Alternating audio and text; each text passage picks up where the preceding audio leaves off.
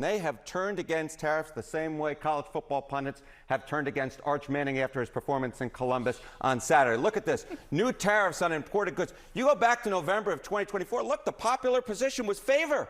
They favored new tariffs on imported goods, 52%, 48% opposed. You go to this side of the ledger. Look at that. The opposition up like a rocket. We're talking about 60% opposing new tariffs compared to just 40% who favored. So it was majority favor back when Trump was reelected in November of 2024. Now it's a clear 3 in 5 Americans oppose it. The Americans have gotten a taste of the tariffs and they spit it right out. So is the taste paying more? I mean, because that's how economists have always described this, as actually a tax on consumers. Yes, that's exactly right. Why is the opposition up like a rocket? Well, it all comes down to money out of the pocketbook, right? Impact of tariffs on prices. Look at this in the short term. 77% of Americans now agree they raise prices in the short term. Look at this itty bitty number at the bottom. That's 1, 2, 3, 4. When you in fact can count it on your own hand, you know it's a small percentage. Just 4% of Americans believe that in the short term, tariffs decrease prices. Long term, look, this has long been the Donald Trump argument, right?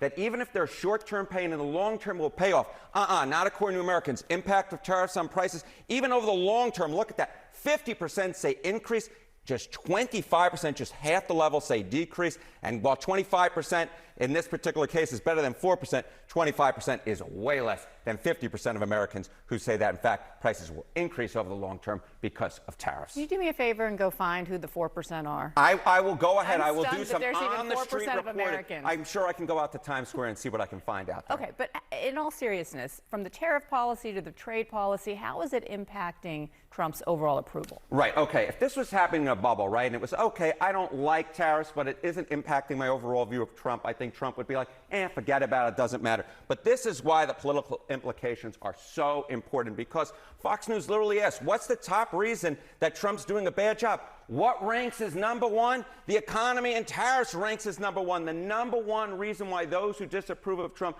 think he's doing a bad job, it comes right back to tariffs. The bottom line is this: when prices go up, presidential approval ratings go down, and that's exactly what we are seeing in the polling.